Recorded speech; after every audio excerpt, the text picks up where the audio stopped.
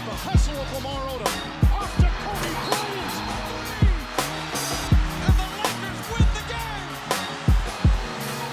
And that is just greatness. Receiver to in with the right hand. Timeout Portland. Cannot buy a triple. Kobe wheeling. What a play. Run out by Kobe Bryant. Behind the back. What did I just... Yo, what's up, guys? It's your boy Bernie here, and unfortunately, it's gonna be just me today. I know I said today it's nighttime, but I wanted to get a quick video out because I'm gonna be a little bit busy tomorrow. So, schedule conflicts, issues there. So I just want to get a quick charge episode out. This is gonna be, of course, what we do, a long charge episode. This is just one segment of it, and today's segment that I'm gonna be covering is the Kobe Bryant retirement jersey day. So tomorrow, Monday, on the 18th of December, the Lakers are going to retire both the number 8 and the number 24 jersey for Kobe Bryant in honor of his, success and what's going on with the Laker franchise, all that stuff. Kobe, one of the greatest NBA players to ever play the game. It's going to be an amazing day, and they're probably going to televise it really well. If you guys want to watch it, it's going to be on NBA TV. Or, if you don't have the NBA cable package or the sports package, you can, I don't advise this, but there is some streaming websites that obviously offer this for free. But enough about that. We're here to talk about what's going on. So for this game, we're going to have a couple players out. It looks like, according to the injury report, there's no injuries for the Lakers, but we got Steph Curry is out with the ankle injury. December 16th is the last update. And then it looks like Draymond Green is out, and so is Zaza Pachulia. So it's going to be Klay Thompson, who potentially could be going to the Lakers in a couple years if he wants to. I advise that he does. I think it would be a very good fit for him, and especially because it'll make him at least the first to second option, but primarily probably going to be the first option in that group, depending on who else comes there. But I just want to know what you guys think about Kobe Bryant. Did you guys enjoy Kobe Bryant? Did you guys not like Kobe Bryant?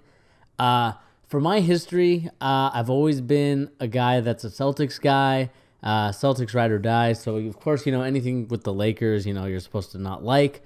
But Kobe was a different story. I did like Kobe in the sense of his mentality on how to approach the game, in terms of there's always someone working harder than you. There's always someone better than you. So, you're in the gym every day trying to prove it. And that's what I took into my basketball career and my coaching career that I have now, but also in just everyday life. Certain jobs that I've had that same mentality of, I want to be there every day. I want to improve my craft. I want to do whatever I can to make sure that I am the top person in whatever it is that I want to do. And that's what really motivated me to be what I am today in terms of my heart, my dedication, my work ethic, just all that stuff. It stems from that one phrase, which is the Mamba mentality, which I still live to by this day. And I know I screwed that line up, but I've just enjoyed it that much. But, besides that, the reason why I feel like I'm more of a LeBron fan than a Kobe fan, and I think a lot of you might or might not agree with it. Of course, there's an argument for the titles, of course. But I just think the way that LeBron plays the game compared to Kobe Bryant is a lot different. LeBron is more team-oriented, while Kobe is more about himself. In terms of he expects a lot out of you. It's almost kind of like MJ Light in the sense that Kobe Bryant wants the best out of you, expects the best out of you, and he will push his teammates to the limit. There's been instances that I've heard where he's been playing horse or a game of one-on-one, and he won't leave the gym until he's beaten you. So, a lot of players just, make him beat him so they could just go home to their family. And just going back to that, mentality of just what makes Kobe Bryant one of the best players of all time is the fact that he is willing to do whatever it takes and whatever is necessary to get him there. And while I don't fault him for that, I do fault him for the times where he could have made his teammates better in terms of having a better team around him, more team unity. I mean, if we just think about this, if Shaq and Kobe would have had a decent relationship, 2002, 2003, I believe, is when they won their championship. The three-peat, then I think this, not one, maybe a dynasty, because I think it is a dynasty, but I think this dynasty would have lasted a lot longer than it would have. And I think Shaq would have stayed if Kobe Bryant would have had a different mentality to him. Obviously, of course, Shaq put on weight. Some of it good, some of it bad. He lost a little bit of his defensiveness. His blocks per game went down, of course, when he became muscular and bigger. By eating a lot more. I think he ate like 3 times his caloric intake from when he was a rookie. So obviously, he's going to build up more muscle, but it also could lead to fat if you don't take care of it, which, as it turns out now, that's what it is in that situation. But I just think that with the way that the way that they left, I think they left at least 1 or 2 more championships out to dry, and I think they could have gotten that championship if both Kobe and Shaq would have had a compromise. I'm not going to put it fully on Kobe. Kobe did the whole thing about Shaq and his mistresses when he had his wife.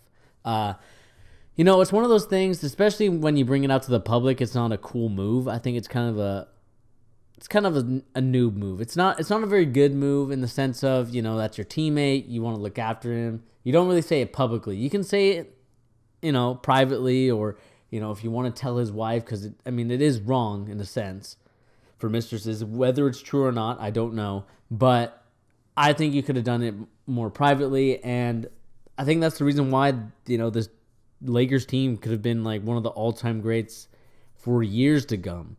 Not just from that, I forget when he moved there. Maybe 99 is when he moved there. So from like 99 to 2003, I think they left a lot of championships out. They could have won more. Obviously, they should have won. They should have won the one against the Pistons, obviously, which to this day is probably one of the craziest. I would say one of the craziest upsets in NBA history. Only in the fact that this Lakers team was supposed to be an all-time great. They had 2 of the all-time greatest players. They had Gary Payton. They had Karl Malone. They had all these great old-time legends that wanted to get a ring real quick. And it ended up nothing happening. They didn't they got to the championship game, but they didn't get anything out of it, which unfortunately sucks for a guy like Karl Malone, who obviously was in the era of Jordan. And when you're in the era of Jordan, it was very hard to win a ring, and he could tell you that himself.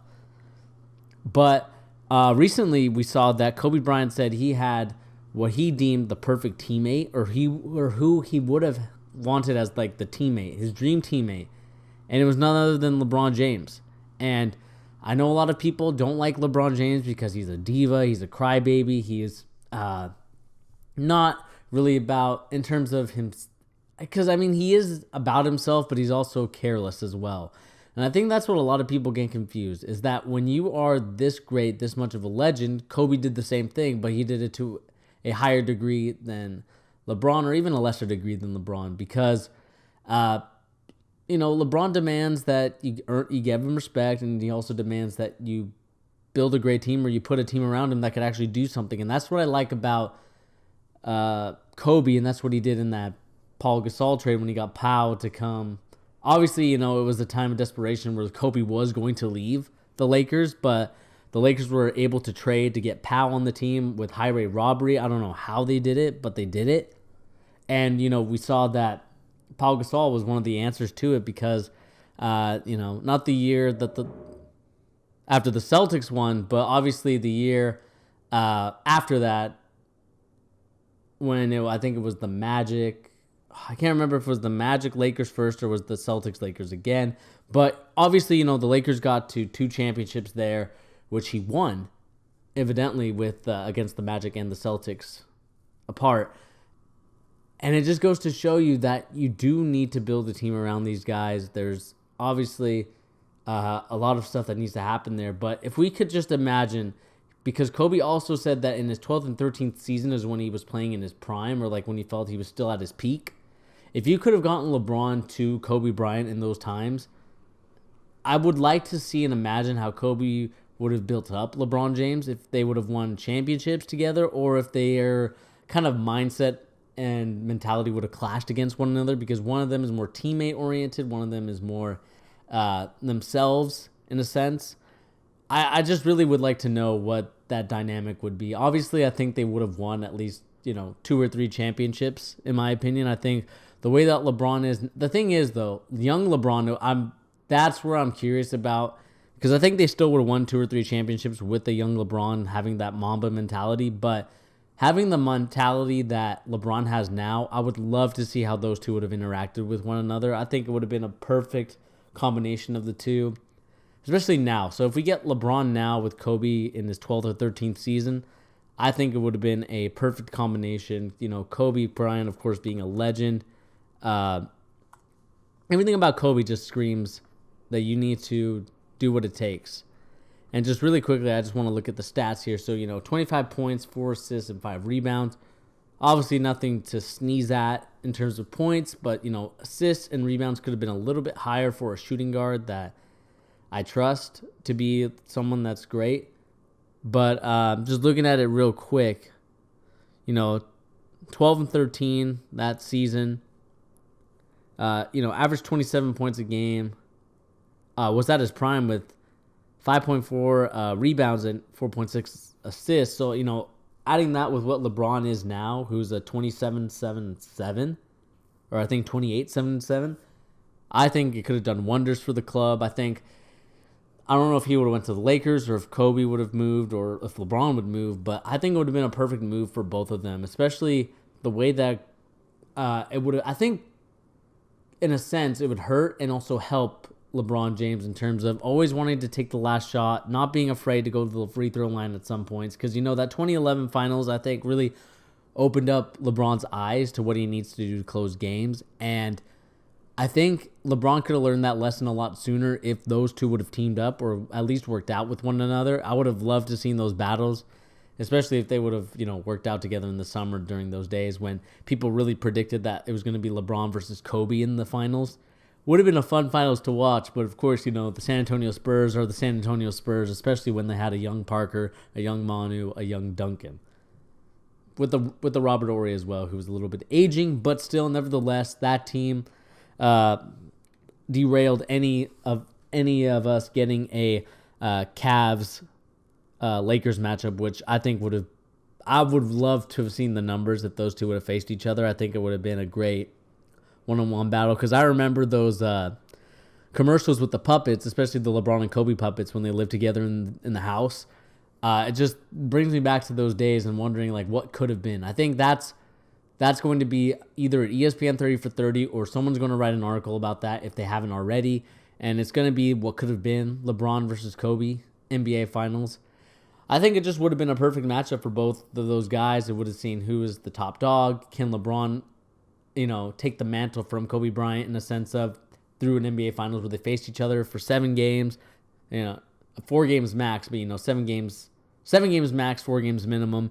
Would have been a great battle one another. I still think that the way that Kobe's Bryant teams were built, I think they obviously would have won against a LeBron Cleveland pre-Miami. I think it just would have made more sense for those Lakers teams to beat the Cleveland team. But, it is what it is now. Of course, years later, we got Kobe Bryant having a very spectacular game, 62 points, even though he took a lot of field goals to make those 62 points. But, it was his last game, so I understood that. But I really would have loved to see how those two would have helped each other, how they would have, would have been a negative for one another. I would have really liked to know that. And I want to know your guys' opinion, too. Do you think if Kobe and LeBron would have played together, would it have affected them as much in terms of will we see a negative hindrance in LeBron's game now? And also, will we see a positive or negative hindrance in Kobe Bryant's game when he was playing in his prime? I would have loved to know your guys' opinions. Let me know in the comment section. And I'll leave a card up. I don't know if it's here or here. Sorry, I'm still new to this YouTube thing. But I'm going to say, is Kobe Bryant better than LeBron? Vote in the comments now. I would love to know your guys' opinion on who's better. And another quick thing, Kobe Bryant's retirement. He's going to retire the number 8 and the number 24 if I have not said that already. But other than that, guys, this has been your boy Bernie here on The Charge, giving you the NBA news and rumors, along with other stuff going on. We got the Gimmick Cast. I believe it's either going to be this week or next week that we're going to film the Gimmick Cast for some stuff that we need to do. But if you don't get it, we'll make sure to get something out real quick. Like I said, the schedule is going to be a little bit hectic, but we're going to make it work out, guys. Anyway, guys, enjoyed this episode of The Charge, and I will see you guys on the next episode.